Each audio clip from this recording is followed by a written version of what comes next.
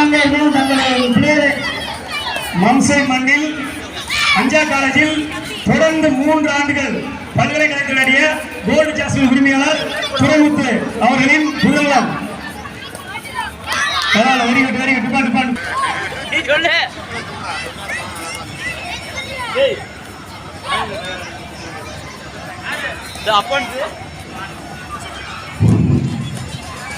இப்போது ஆடிக்கொண்டிருக்கிறது வேற யாரும் கிடையாது, நம்ம பாலராஜன் முதல்வர் சிறந்த ஆட்டக்காரர்.